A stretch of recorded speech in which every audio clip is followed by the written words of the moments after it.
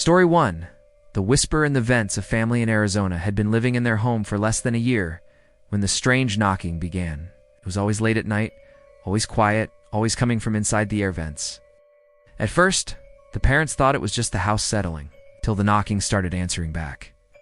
One night, the father tapped on the vent out of frustration, and a soft voice whispered from inside, "Hello." He froze. His wife stared at him in shock. Their daughter, who slept in the next room, later admitted she'd been hearing whispering in her vents for weeks. A ventilation company was called. 2 workers crawled deep through the ducts with flashlights. One of them stopped suddenly when he noticed long, jagged scratch marks carved into the metal. The deeper he crawled, the darker and colder the air became. When he called out to see if anyone was ahead of him, a whisper answered right next to his ear. He scrambled backward so fast he cut his hands on the ductwork. When the father demanded to know what he found, the worker only shook his head and said, "It's not an animal. It's not a person." That night at 3:12 a.m., something heavy crawled through the vents again. Their daughter screamed. Her vent grate had been ripped off and lay on the floor. Scratch marks dragged across the carpet toward the hall. Police searched the entire system. Nothing, no animal, no intruder, no evidence of forced entry. Yet when the house falls silent, the whisper still answers if you tap on the vents. Story 2. The man at the window. A night shift nurse returned home past midnight, exhausted and looking forward to sleep. As she walked past her living room window, something made her glance outside. A man was standing on the sidewalk, staring directly at her. He didn't move. He didn't speak. And there was something wrong with his face. It looked blank, almost featureless in the shadows. She backed away slowly and checked again. The man was gone. Trying to calm herself, she turned off the lights. That's when the tapping started, soft at first, tapping lightly against the window glass. She called 911 and hid behind the couch while the sound grew faster and more frantic, then stopped completely.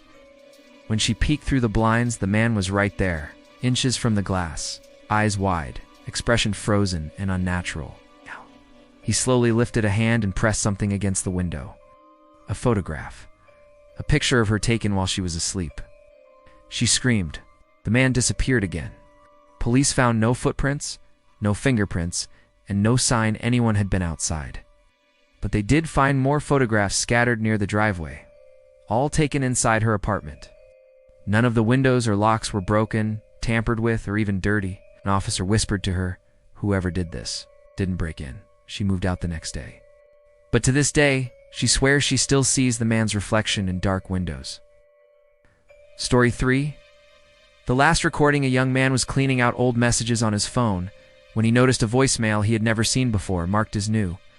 But somehow time-stamped 2 years in the past. He played it, first just static. Then a whisper said his name. He sat up straight, and the voice said, "Don't go outside tonight." He checked the caller ID, unknown. He called his mother, wondering if it was a prank. She hadn't called him in months. She hadn't left a voicemail like that. He replayed it. This time the message continued, "It's waiting for you."